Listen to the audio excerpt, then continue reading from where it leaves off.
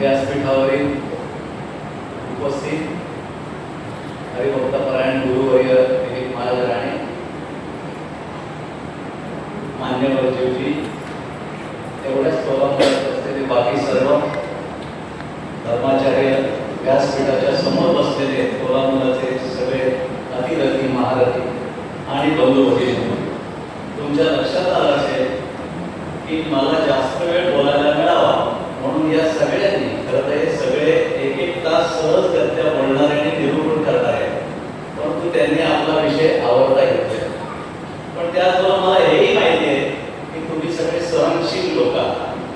5:15 वाजल्यापासून या ठिकाणी बसलेला, पण तुमच्या सहनशक्तीचा अंत पाहण्याची माझी इच्छा आहे. त्यामुळे आपण वेळामध्ये हा कार्यक्रम संपवू. आजच्या या कार्यक्रमाचं उद्बोधन सुरुवात करतानाच हरिभक्तपरायण दिलीप महाराज राणे यांनी असं सांगितलं की फक्त मीटिंगला पाहिजे होतो आणि डायरेक्ट आता आलो, मध्ये माझं काही योगदान नाही. आपल्याला माहिती बंधूंनो, जगामध्ये 3 प्रकारच्या शक्ती असतात. एक असते सात्विक, दुसरी असते राजसी आणि तिसरी असते तामसी. तामसी शक्तीचा प्रयोग करावा लागतो, प्रत्यक्ष कृती करावी लागते. तामसी शक्तीचा उपयोग जर करायचा असेल तर राजसी शक्ती जी असते तिचं नुसतं प्रदर्शन सुद्धा चालतं. पोलिसांनी एक मार्च काढला, आर्मीचा एक मार्च झाला दंगलग्रस्त भागामध्ये की सगळेजण बिळामध्ये बरोबर दंगलखोर जाऊन बसतात. पण महाराष्ट्र तुम्हाला सांगतो, सात्विक शक्तीच्या केवळ अस्तित्वाने काम होतं आणि आजची ही संख्या तुमच्या धर्मचार्यांच्या सात्विक शक्तीच्या उपस्थितीमुळे. खरं तर विश्व हिंदू परिषदेची, हिंदू समाजाची कधीच एवढी ताकद नव्हती. कुठल्याही पक्षाचे असो, कुठलीही विचारसरणी असो, परंतु संघाचा विश्व हिंदू परिषदेचा कार्यक्रम आहे म्हटल्यानंतर आपले हृदयाचे, घराचे, गावाचे दरवाजे हिंदू समाजानं कायम मोकळे केले. हे मी 1986 सालापासून अनुभवतोय आणि त्याचा परिणाम असा आहे की कोट्यावधींचं श्रद्धास्थान असलेलं रामाचं मंदिर दिमाखाना अयोध्येमध्ये उभं राहिलेलं. ही काही ताकद केवळ एखाद्या संघटनेची नाही, सगळे हिंदूंनी असं ठरवलं. काही लोक निराशेचा सूर आणतात, नाही आपले हिंदूंना असे आहे, आपल्या हिंदूंना मी सहजगत्या त्यांना सांगतो, अरे 3 वेळा तुम्हाला निवडून दिले, आणखी हिंदू समाजाने काय करायचं तुमच्यासाठी? कधी 282 दिले, कधी 303 दिले, कधी 240 दिले. जबाबदारी तुमची आहे, नेतृत्व तुम्हाला करायला सांगितलेलं आहे. हा हिंदू समाज पुढच्या वेळी सुद्धा तुम्हाला 360 देईल, पण काम तुम्ही वक्फ कायदा जसा कॅन्सल केला त्याचप्रमाणे पाक व्याप्त काश्मीर पण तुम्ही भारताला जोडला पाहिजे, अशी समस्त हिंदूंची इच्छा आहे. संघाला 100 वर्ष पूर्ण झाली आणि संघ राष्ट्रीय संसद संघाने असं ठरवलं की हे 4-5 बिंदू घेऊन आपल्याला हिंदू संमेलन करायचं. त्यातलं एक तर आहे हा देश आपला. असं ज्यावेळी मी म्हणतो, लगेच 80% बिळात बसलेले सेक्युलरवादी, वामपंथी असे बिळातून बाहेर येतात आणि सांगतात नाही नाही, हा देश सगळ्यांचा आहे, हा देश सगळ्यांचा आहे. आता मला सांगा, गायकवाडांच्या घरात, श्रीखंडेंच्या घरात किंवा रणधीरेंच्या घरातलं पोरग जर 10वीला शाळेमध्ये पहिला होऊन घरी आला, ती मार्कशीट अशी दाखवत तर त्या घरातल्या माणसांना, श्रीखंडेंच्या, गायकवाडांच्या, रणधीरेंच्या घरातल्या माणसांना काय होईल? आनंद होईल की नाही? त्या घरातल्या माणसाने जर विचारलं, हे कशावरून तू पहिला आला, रिचेकिंगला टाक, रिचेकिंगचा रिझल्ट जर आला तरच मी मानेन तू पहिला आला. त्याला ते पोरगं आपलं वाटतं का? अरे भारताच्या सैनिकांनी पाकिस्तानमध्ये घुसून आतंकवादी मारले, याचे यावत हिंदू समाजाला आनंद झाला, परंतु त्याच वेळी कशावरून मारले आम्हाला प्रेत दाखवा,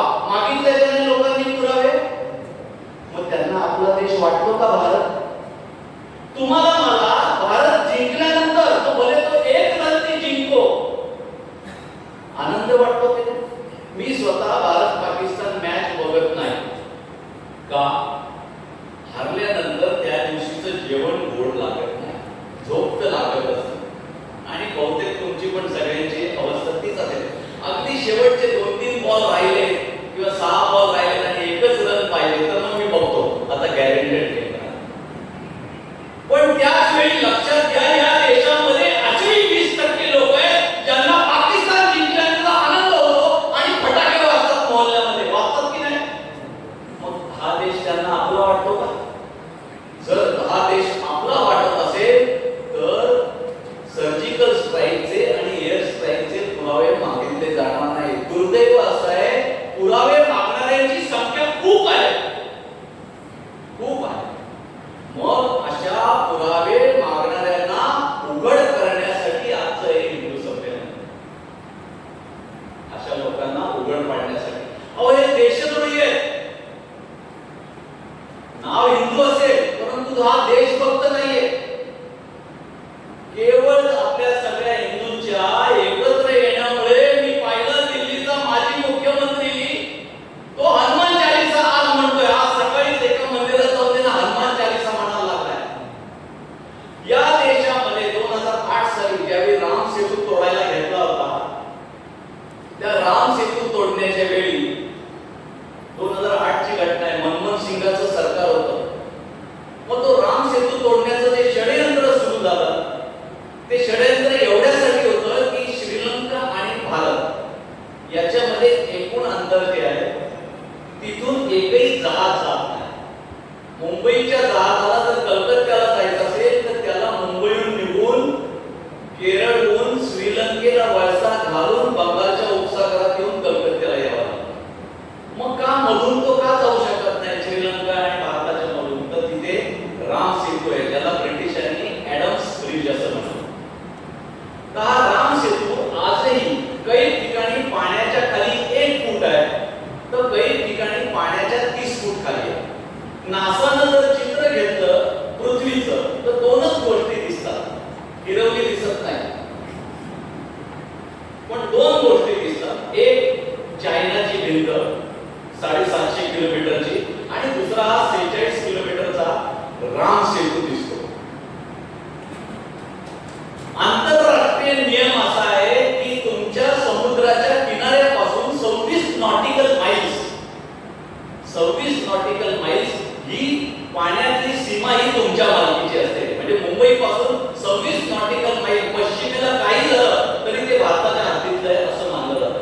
आणि 26 नॉटिकल माइल्सच्या पलीकडे जी आहे ती आंतरराष्ट्रीय सीमा मानली जाते की कोणी येऊ शकतं आणि कोणी जाऊ शकतं आणि कोणी राहू शकतं. आता जगामध्ये अणुबॉम्ब बनवण्यासाठी अणुभट्टीसाठी सर्वात मोठा पदार्थ जो लागतो त्याला म्हणतात थोरियम. आणि जगामध्ये जे एकूण थोरियम आहे त्याच्या 70% थोरियम हे भारत श्रीलंकेच्या मध्ये असलेल्या समुद्रामध्ये दडलेलं आहे. आणि हे थोरियम अमेरिकेसारख्या देशाला पाहिजे. पण आता तर तिथे 46 किलोमीटर अंतर आहे आणि आंतरराष्ट्रीय सीमा किती असते? 26 किलोमीटर. भारताची 26 आणि श्रीलंकेची 26 झाली किती? 26 जुने 52. त्यामुळे हा मधला समुद्र तो केवळ या 2 देशांचा.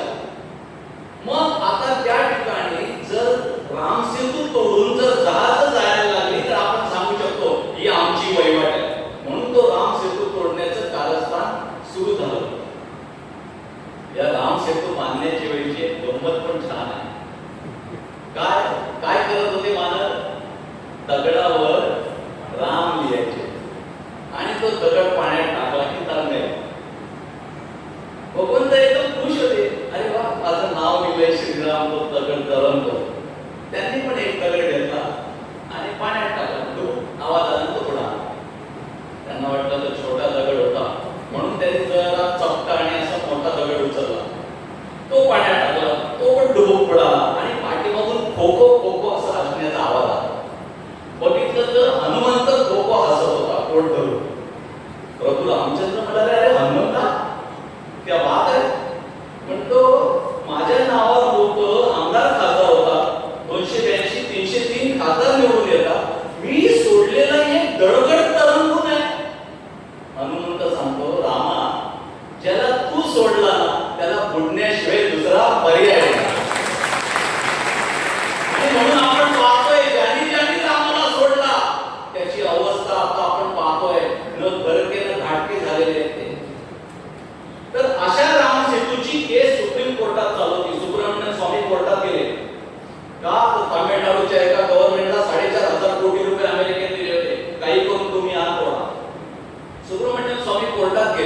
आणि त्या राम सेतूच्या संबंधी केंद्र सरकारला सांगितलं तुमचं काय म्हणणं आहे ते सांगा. बघा, मनमोहन सिंगाच्या नेतृत्वाखालचं Sonia Gandhi super prime minister होती, हेच राहुल बाबा त्यावेळी उपाध्यक्ष होते.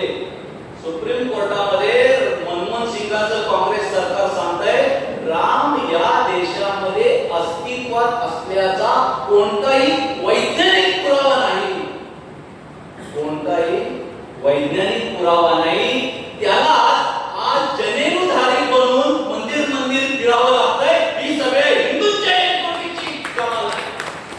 ज्यांनी रामाला नाकारला, संसदेमध्ये भाषण करताना तुम्ही राहुल गांधींचं भाषण बघा, हिंदू म्हणजे हिंसा हिंसा हिंसा. दुर्दैव असं आहे की अजूनही त्या मूर्खाला असं कळत नाही की अरे आपण विरोधी पक्ष नेत्याच्या लायकीचे पण 2 टर्म नव्हतो. 2 टर्म विरोधी पक्ष नेत्याच्या लायकीचे लोक. आज लोकसभेच्या 10% संख्या लागते आणि 10% संख्या नव्हती. त्यामुळे अशी षडयंत्र ही जागोजागी पेरली जाणार आहे. आणि मग अशा षडयंत्राला जर आपल्याला मोडून काढायचं असेल, जर हा देश आपल्याला आपला म्हणून जर ठेवायचा असेल, जसं मी नेहमी उदाहरण देताना सांगतो, श्रीखंडेबाचं नाव घेतो म्हणून बोलतो तुम्हाला. श्रीखंडेच्या घराची किंवा जाधवांच्या घराची भरभराट व्हायची असेल तर कोणी प्रयत्न केले पाहिजे? कोणी? राणेंनी आणि गायकवाडांनी पण काय पाहिलं आहे का?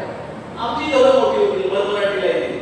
जर श्रीखंडेचं आणि जाधवांचं घर भरभराटीला यावं, वैभवाला यायचं असेल तर त्याच घरातल्यांनी कष्ट केले पाहिजे ज्यांना ते घर आपलं वाटतं. तसं या भारत देशाचं जर वैभव परत यायचं असेल तर ज्यांना आपला देश वाटतो त्याच हिंदूंनी कष्ट केले पाहिजे. त्याचा संदेश देण्यासाठी आजचा संमेलनाचा घाट सांगण्यात आला. हे संमेलनाचा घाट घालताना असंही ठरलंय की विदर्भीयांना याची दहशत बसली पाहिजे. विदर्भीयांना याची दहशत बसली पाहिजे. पुन्हा श्रीखंडे आले. श्रीखंडेच्या घरात 4 माणसं आहेत, 4 पुरुष आहेत. आजही आमच्या गावामध्ये कर्जतवाल्यांना माहित नाही, पण ग्रामीण भागातून आलेल्या माणसांना माहिती आहे. ज्यांच्या घरात जास्त पुरुष असतात ना त्यांचा जरा दबदबा असतो. ज्या पॉलिटिकल पार्टीच्याकडे जास्त घरं असतात त्यांचा दबदबा असतो. तसं या भारतामध्ये 80% आसपास हिंदू समाज आहे आणि मुसलमान समाज किती आहे? बांगलादेशवरून आलेले सगळे घुसपेटी आहे, धरले तर 20% जास्त. म्हणजे हिंदू समाज चौपट आहे. का दहशत हिंदू समाजाची 80%ची आहे? श्रीखंडेच्या घरात 4च माणसं आहेत, गायकवाडांच्या घरात 16 माणसं आहेत आणि या दोन्ही कुटुंबाचं गेले 3 पिढ्यांचं वैर आहे. अगदी एकमेकांचा गळा घोटण्यापासून ही सगळी कामं करतात. अशा वेळी त्या 4 श्रीखंडेंना एकटा गायकवाड सापडला आड मार्गाला. काय आड मार्गाला एकच गायकवाड सापडला. काय करतील 4 श्रीखंडे मिळून? काय करतील? गप्प बसतील. काय तुम्ही गप्प बसले म्हणून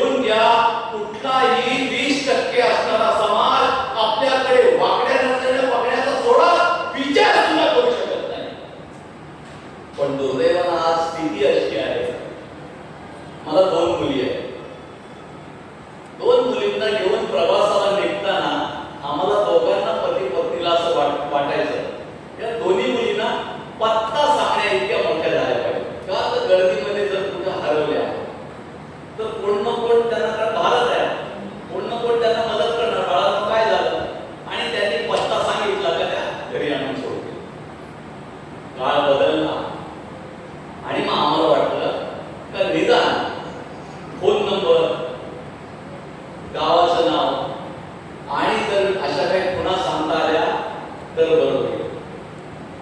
पुन्हा काळ बदलला आणि असं वाटलं नाही एकदा कॉलेजला जायला लागल्या ना, ट्रेननी यायला जायला लागल्या, हातात मोबाईल आल्या की मग आपली चिंता मिटली. पुन्हा काळ बदलला आणि असं वाटलं नको एकदा ग्रॅज्युएशन होते, MBA होते, इंजिनियर होते आणि एकदा ती नोकरीला लागली की आमचा चिंता संपली. बंधूंनो, नाशिकचा लव जिहाद तुम्ही सगळ्यांनी ऐकलाय. या सगळ्या बळी पडलेल्या हिंदू तरुणी या MBA आणि इंजिनियर होत्या. म्हणजे तुमची ना आमची मुलगी या मुस्लिम जिहाद्यांपासून इंजिनियर आणि MBA झाली, 27 वर्षाची झाली तरी सुरक्षित नाहीये. का सुरक्षित नाहीये? कारण त्यांना माहितीये हा हिंदू समाज काही करू शकत नाही असं वाटतं. जर खरंच त्यांना वाटलं असतं हे 80% जीवाला जीव देणारे आहे तर कुठल्या जिहाद्याची हिंमत झाली नसती तिच्याकडे वाकड्या नजरेने बघण्याची. आणि तुम्हाला माहितीये ही भूमी जी आहे, ज्या भूमीमध्ये तुम्ही ना आम्ही राहतो ही भारताची भूमी आहे, ही भारत भूमी आहे. या भारत भूमीचं सर्वात मोठं वैशिष्ट्य जर काय असेल तर या ठिकाणी या भूमीमध्ये स्त्रीचा अपमान सहन केला जात नाही. हा समाज, भारतीय समाज किती टोकाला जातो. उदाहरण पाहिजे, सीतामाईला किडनॅप केली रावणानं. प्रभू रामचंद्रानं सगळी सेना नेऊन त्या रावणाचा सत्यानाश केला, त्याचा सगळा वंश नामशेष केला. खरं तर आता काम संपलं होतं का नाही? का नाही? रावणाला ठार मारला, तो इंद्रजित ठार केला. आता काय आहे परत त्यात राम भक्तात त्याने विभीषणाला गादीवर बसवला. आता झाला पाहिजे ना, विषय मिटायला पाहिजे. पण नाही, हा हिंदू समाज आहे लक्षात ठेवा. हा हिंदू समाज आजही दरवर्षी विजयादशमीच्या दिवशी, दसऱ्याच्या दिवशी रावणाचा मोठा पुतळा उभा करतो आणि त्याला गाडी लावून आग लावतो. का? शेकोटी मिळतंय तर उष्णता ऊब मिळावी म्हणून. बरोबर ना? बरोबर ना? शेकोटीला जरा शेकता यावं म्हणून. मग काय जत्रेमध्ये पिपाणी का कशासाठी? हरामखोरांनो बघा, जर तुम्ही एकाही स्त्रीचा अपमान केला तर या रावणासारखे आम्ही तुम्हाला उभे जाळून मारू असा संदेश हिंदू समाज देत असतो. मग हा जो संदेश हिंदू समाज प्रतिकात्मक रूपाने देतो तो खरोखर सुद्धा देईल अशी भीती विदर्भी लोकांना वाटली पाहिजे. तरच आपली आई बहिणी सुरक्षित राहील.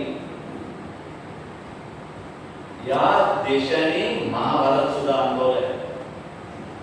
त्रिखंडाचं राज्य जिंकण्याची क्षमता असलेले पांडव, त्रिखंडाचं राज्य जिंकण्याची क्षमता पांडवांकडे होती का नाही?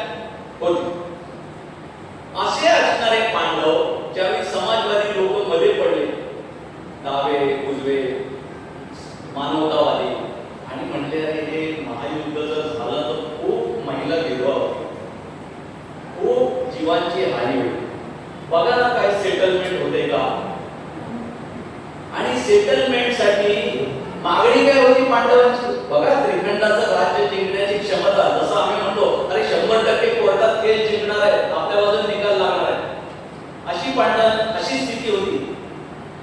पांडव त्रिखंडाचं राज्य सुद्धा जिंकू शकले असते. त्या पांडवांची मागणी किती किती सगळ्यांना नाही माहित होते.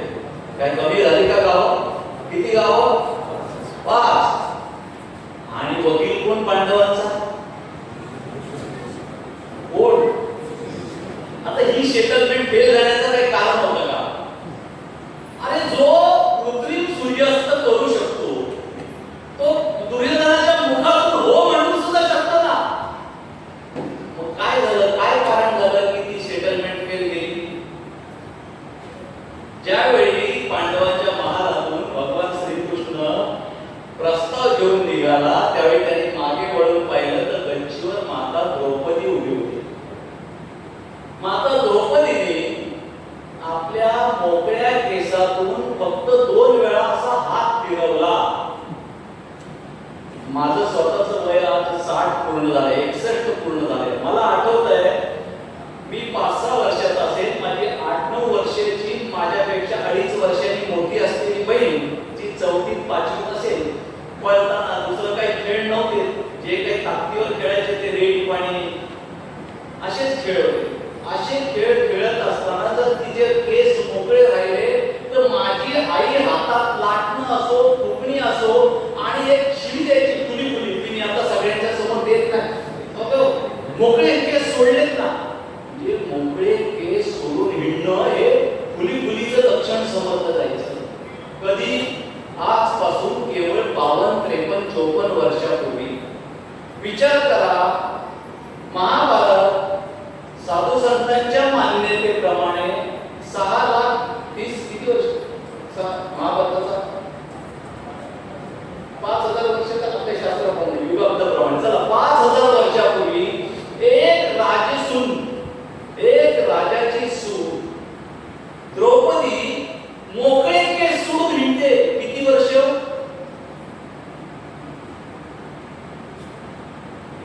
13 वर्ष. नंतर चॉकलेट घेऊन जा माझ्याकडे. 12 वर्ष वनवास आणि 1 वर्ष अज्ञातवास. विचार करा, ज्यावेळी केस मोकळे सोडणं हे वाईट लक्षण समजलं जायचं, असं काळामध्ये माता द्रौपदीने केस मोकळे सोडले होते का? भर राज्यसभेत तिला दुःशासनानं केसाला धरून आणली होती आणि दुर्योधनानं आपल्या मांडीवरचं धोतर बाजूला सारून म्हटला, तू इथं माझ्या मांडीवर येऊन बस. त्याच वेळी त्या द्रौपदीने सांगितलं, या केसाची वेळी ही दुर्योधनाच्या रक्तानं घातली जाईल, नाही तर घालणार नाही. द्रौपदीनं श्रीकृष्णाला सांगितलं, तू सेटलमेंटला चाललाय, लक्षात ठेव. या केसाची वेणी ही दुर्योधनाच्या मांडीच्या रक्तानं घातली जाणार आहे, याचं फक्त स्मरण श्रीकृष्णाला दिलं. आणि नेहमीप्रमाणे भगवान श्रीकृष्ण आमच्या श्रीराम दोसरांसाठी गालातल्या गालात हसते. आणि त्याच वेळी नक्की झालं होतं, ही सेटलमेंट काय होत नाही. विचार करा बरं, स्त्रीच्या अपमानाचा बदला किती टोकाला घेऊन जाणारा आमचा समाज आज रोज आमची बहीण आणि आई लव जिहादला बळी पडते. मेरा वाला अब्दुल ऐसा नाही है. काय? मेरा वाला अब्दुल ऐसा नाही. मग ती कधी फ्रीज मध्ये सापडते, कधी डीप फ्रीजर मध्ये सापडते, कधी पोत्यात सापडते.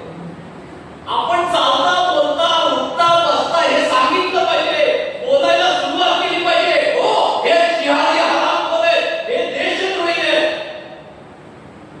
असं कसं काय म्हणा देशद्रोही? अरे का नाही बोलायचं? हा देश आपला आहे. असं कसं चालेल? सगळे मतदार आहेत, देश सगळ्यांचा. एक साधी गोष्ट तुम्हाला सांगतो. आता श्रीखंडेंचं नाव आहे, बडेकरांचं नाव आहे. बडेकरांच्या घरामध्ये 2 भाऊ. दादा तुझं नाव काय? कार्याध्यक्ष ना कुठे? तुझा मोठा आहे की लहान भाऊ? तूच मोठा आहे, लहान भाऊ. बरं झालं. 2 भाऊ आहेत.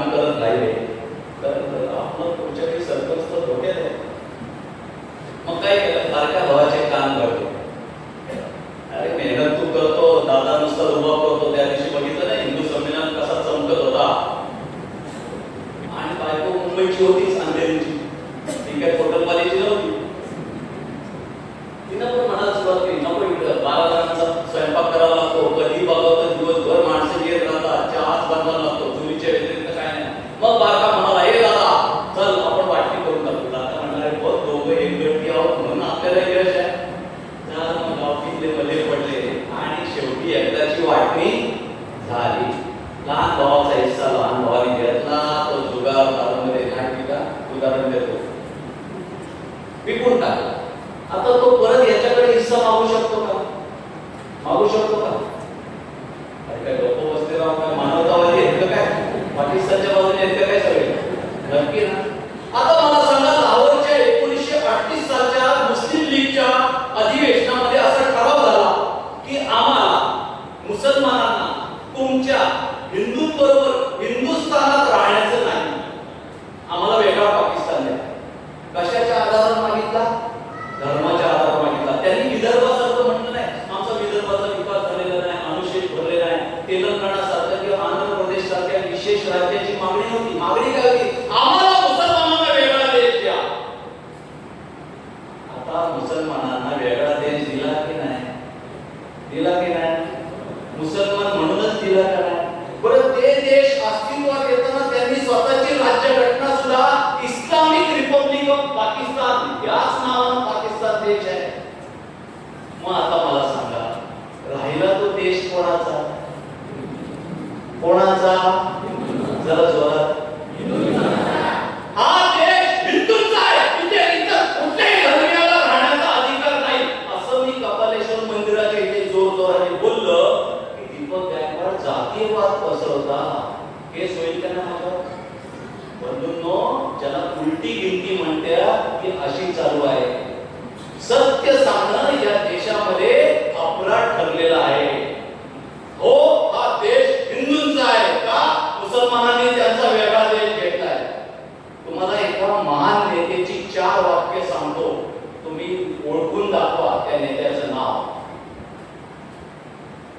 इस्लामी आक्रमक इस्लामचं गीत गात भारतात आले. इस्लामचे आक्रमक इस्लामी गीत गात भारतात आले. त्यांनी आमची मंदिरं तोडली. ते तेवढ्यावर थांबले असते तर बरं झालं असतं. त्यांनी सर्वात भयंकर गोष्ट केली ती म्हणजे इस्लामचं रोपटं त्यांनी या भूमीमध्ये लावलं. पाहता पाहता त्या रोपटं उन्हाळ्याचं झुडूप न राहता, समर सॅपलिंग असा इंग्रजी शब्द आहे, न राहता त्याचं प्रचंड अशा ओक वृक्षामध्ये रूपांतर झाला, ज्याला शिखांची कुऱ्हाडही तोडू शकली नाही. हे पहिलं वाक्य.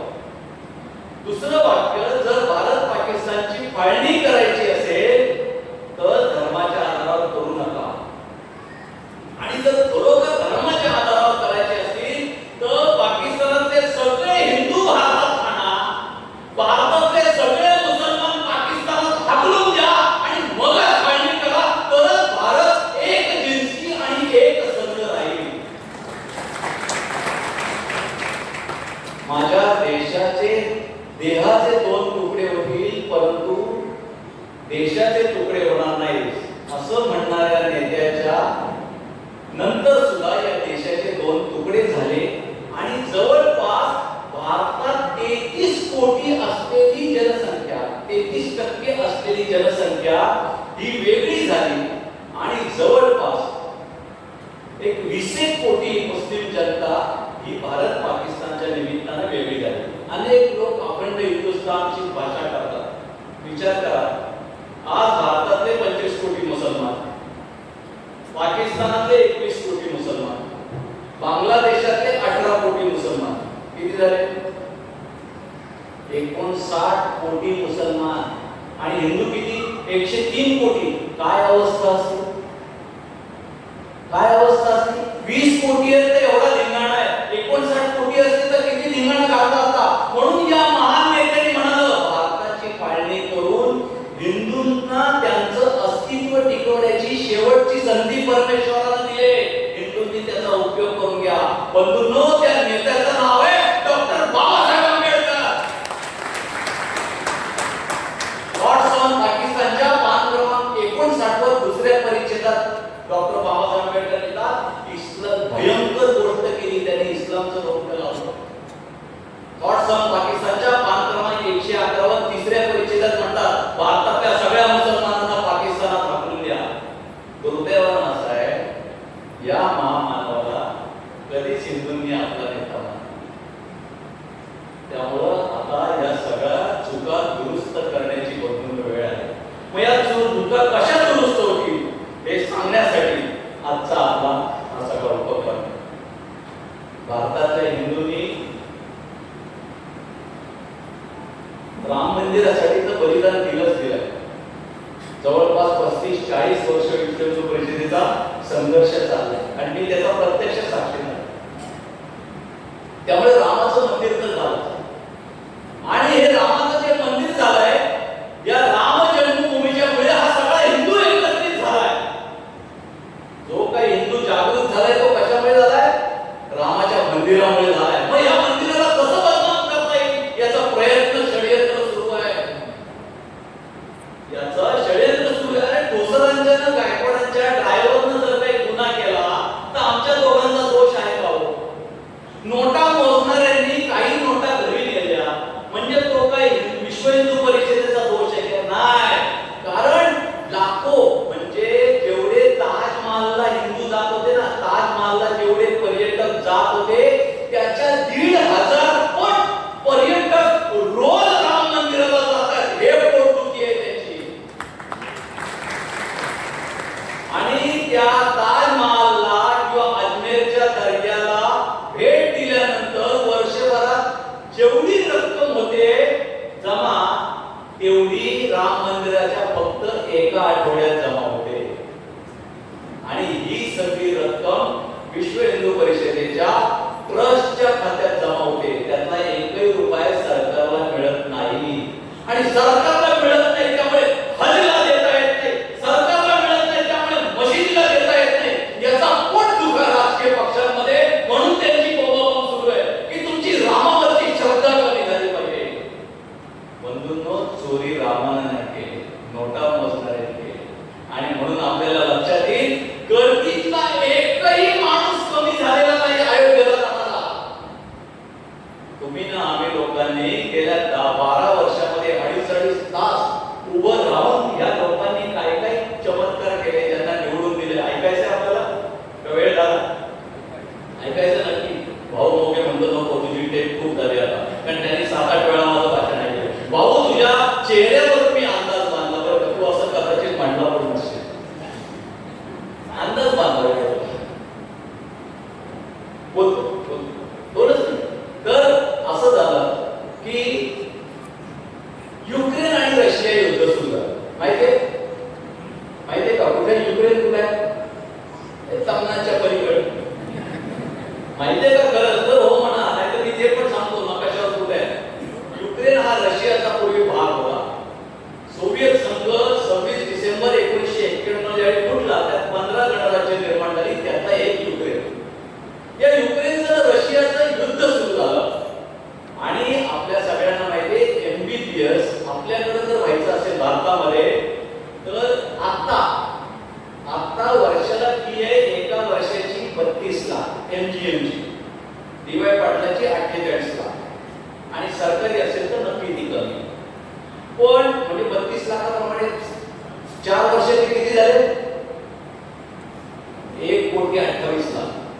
एक जर रशियाने युक्रेनला जर MBBS व्हायचं असेल तर 6 वर्ष लागतात. आणि एकूण खर्च किती? 27 लाख.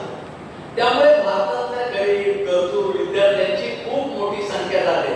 भारतातली जाते त्यामुळे पाकिस्तानची पण जाते. विचार करा, युक्रेनचं पाकिस्तानने भारतावर 4 युद्ध लढली. 4च्या 4 भारताला जिंकली. त्यांचं नाक कापलं. एवढंच नाही तर जिथे कुठे संधी मिळेल त्या ठिकाणी हा देश आपल्याला पाण्यात पाहायला लागतो. आपल्या देशाच्या धुरंधरांचं तुम्ही निवडून दिलेल्या लोकांनी काय चमत्कार केला? तर युक्रेन मधून युद्धाच्या वेळी बाहेर पडताना पाकिस्तानच्या लोकांना सुद्धा विद्यार्थ्यांना तिरंगा झेंडा हातात घ्यावा लागला. या दोन्ही देशांनी फक्त भारताच्या विद्यार्थ्यांना जायची परवानगी दिली होती. दोघा देशांनी आपलं युद्ध थांबवलं होतं. याच्यापेक्षा दुर्दैव पाकिस्तानचं असं काय असू शकतं? आणि याच्यापेक्षा सुदैव आणि कर्तृत्व तुम्ही आम्ही निवडून दिलेल्या सरकारचं काय असू शकतं सांगा मला.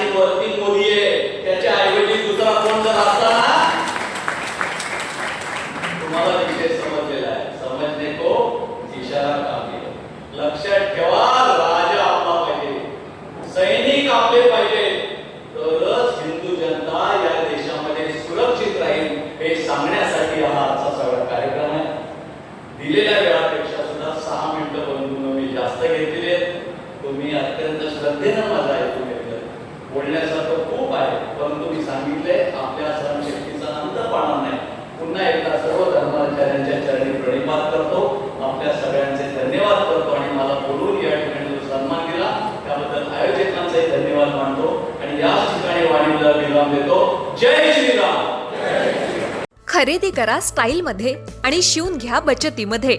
नेरळमधील भिवंडी टेक्सटाईलच्या प्रथम वर्धापन दिनानिमित्त खास ऑफर्सचा महाउत्सव. जेंट्ससाठी premium shirting, suiting, formal shirt, trousers, jeans, partywear, blazer आणि लग्न सराईसाठी खास कलेक्शन आता किफायतशीर दरात. फक्त 1600, 2000 आणि 2500 मध्ये शर्ट आणि पॅन्ट शिवून मिळेल. प्रत्येक ड्रेसवर आकर्षक भेटवस्तू फ्री. उत्तम दर्जाचं कापड, आकर्षक डिझाईन, परफेक्ट फिटिंग, अनुभवी टेलरिंग सेवा. लग्न सराई, वाढदिवस, पार्टी, ऑफिस किंवा रोजच्या वापरासाठी शर्ट पॅन्टचे आकर्षक कलेक्शन आता तुमच्या बजेटमध्ये. Bhiwandi textiles, Yuvraj residency, Neral Kalamb road, lighthouse शेजारी, नेरळ. 9271448170. भिवंडी टेक्सटाईल. कमी खर्च, उत्तम पेहराव आणि परफेक्ट फिटिंगचा विश्वास. ऑफर मर्यादित कालावधीसाठी. आजच भेट द्या.